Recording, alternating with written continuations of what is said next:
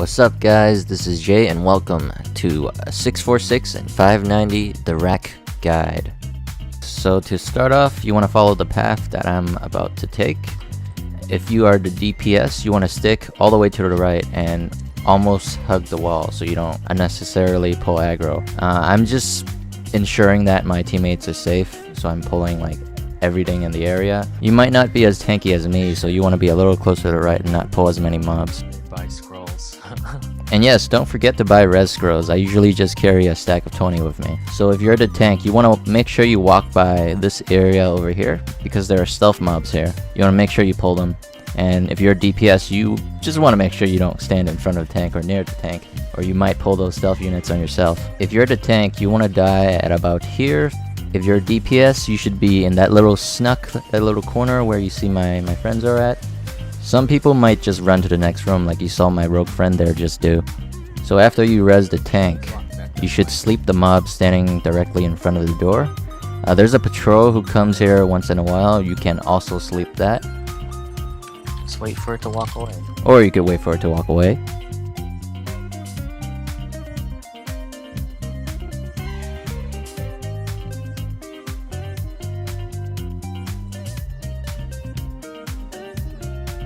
Now you simply just have to kill these two mobs right in front of you.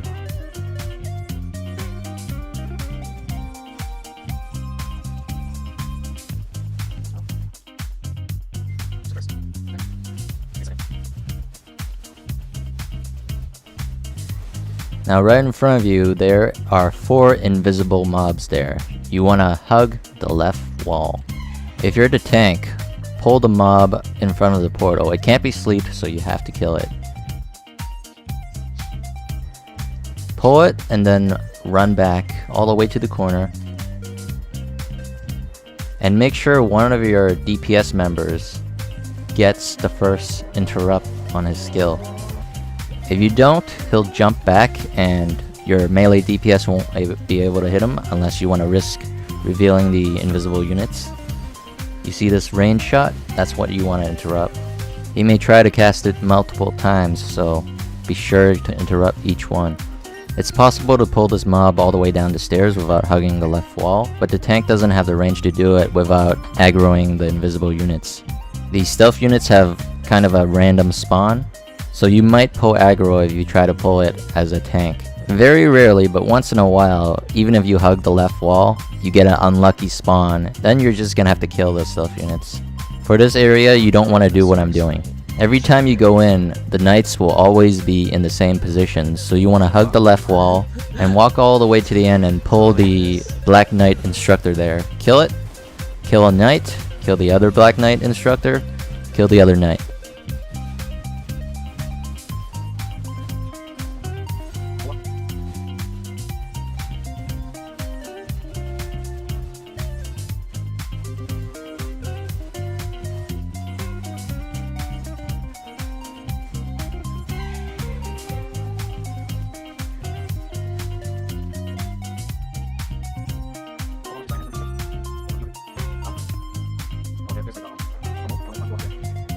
You don't have to kill these last 2 Black Knight instructors, so just start the boss. So let me just tell you the difference between 646 and the 590 rack. Obviously the boss will have more health and it will do more damage. But instead of charging twice, the boss will charge 3 times. The other difference is once in a while he will cast enhanced magic and put down a purple circle on the floor. The tank should pull him away from that purple circle because it will heal him for 2% of his health every second. So right now you're gonna see him charge. The tank should be the one furthest away from him. And a common misconception is that you can't dodge this. You can. I just did. You don't see that debuff on the left of my minimap. If you have that debuff and he does his triple charge again and the first charge hits you again with that debuff, you will die instantly. He also has a line AoE you just saw him cast. It's called Earthquake. You just want to move to the left or move to the right to dodge it. You don't even have to roll. Now you see him casting his AoE. The first one is a slow and the second one is a damage. You want to get away as far as possible to take the least amount of damage. Here's the enhanced magic that I was talking about. You want to pull the boss away from that purple circle so he doesn't heal. So here's the charge again. I'm gonna show you exactly what you need to do to dodge it if you're having trouble. The key is to wait until his cast bar is completely gone. If it's not gone and you roll, it's still gonna hit you. You have to be patient, you have to wait for the bar to disappear, then you roll. Now don't forget, a lot of people forget, when you get out of this portal, hug the right wall. I always type hug wall right after the boss to make sure my allies do it. Don't do what I just did, which is walk straight out of the portal and towards the stairs, because this is what's gonna happen. And your teammates are gonna laugh at you and make fun of you and call you a noob. So after these stairs, that gate should be opened because you killed the first boss. You hurt them.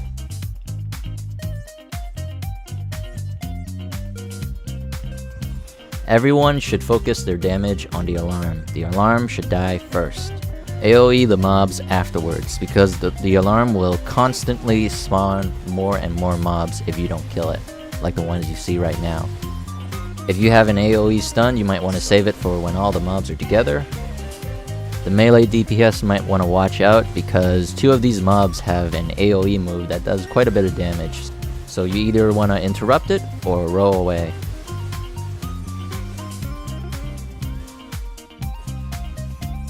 Now for this part, the only mob you actually have to kill is the guy right in front of the portal. You don't have to kill either of these patrolling archers. So just wait for them to walk away if they're in the wrong position. If they're already spread out, you want to pull the center mob towards your group and away from the archers, kill it, and then go through the portal. If the archers are back by the time you kill the Black Knight instructor, you can sleep it. Always sleep the one on the right, because the one on the left won't aggro you if you just walk to the portal and stick to the right side of it.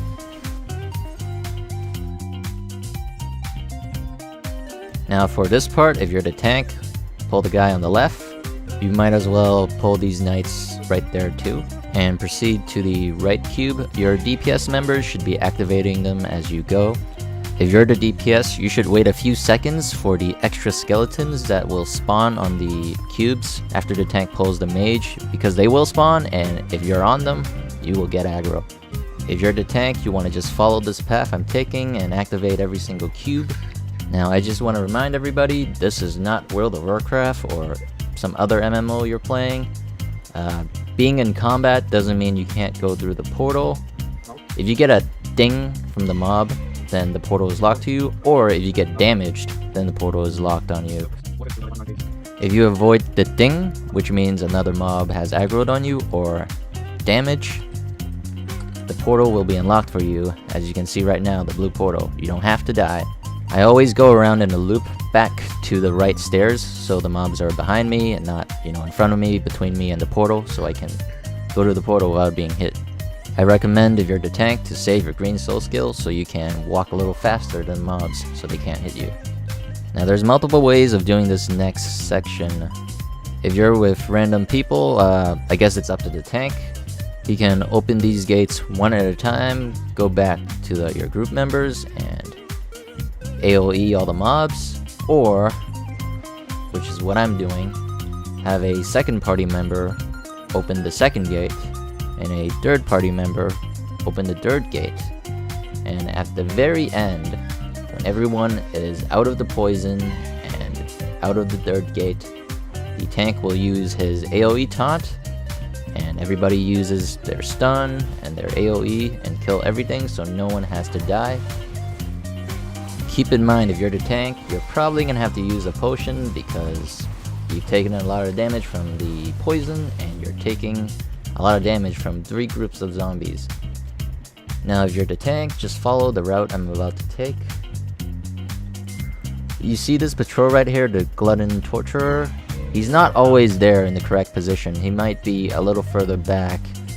So as the tank, you want to make sure you pull him and then move on, or else your teammates might get aggro as he patrols by, and somebody's gonna die.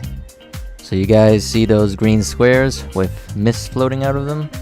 Guess what? They're poisonous. Try not to walk onto them or you'll take unnecessary damage. And if you're the tank, just die here to the left, away from your group members, because these mobs do have AoE skills. So for this boss, I recommend you mark one of your ranged DPS, like I have done so right here. At some point, the boss will cast a spell which requires everyone to stack together, so stack on the heart. This boss has a melee AoE, so if you're a ranged DPS, you might want to stay a little far away. It's unavoidable if you're melee DPS. Also, don't stand directly in front of the boss. You can see here that my teammates rotated around the boss. If you're the tank, you could also move yourself so that the boss is facing away from your melee DPS. You just saw that the boss cast a fireball spell. He will cast that on a random person, so use a potion if you get hit. You'll see him cast his melee AoE, it's unavoidable. Now this is the new spell that's in 646 and not in 590. Do what the text tells you to do, get away from each other. Everyone will explode and you'll do extra damage to anyone near you. Also, in both the 646 and 590 version, usually after having to stack or the explosion AoE, he will cast a giant fire circle under himself. Obviously, you don't want to be in that circle. Some of you might make the mistake of using your charge skill while the boss is casting the fire circle. If you do, you're just gonna have to get out quick, use a potion or a scroll. Now, if your group does damage fast enough, like my group here does, you might not even see him cast the fire circle. Or cast a spell that forces your group to stack.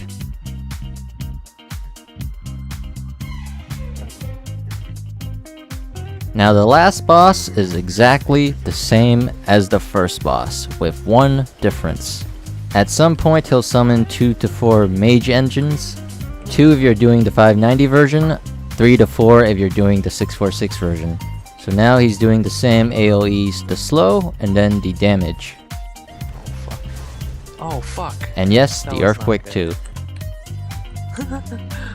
Water, no! Here you see that he summoned 3 mage engines. There's only 2? The third one was right next to the boss, you might not have seen it. Oh, it's right here. No one got this one. I was like, where's that third one? For every mage engine that you fail to disable, the AoE will do 100% more damage. So if you fail to disable 3, it's gonna do 300% more damage. Most likely, it's gonna kill everyone but your tank. So disable them. This is a job for everyone. Get the one closest to you. If you see an ally already going for one, turn around and try to find one where no one else is going for. The tank should always go for one because let's face it, you're the tank. You don't do that much damage, so you might as well help out.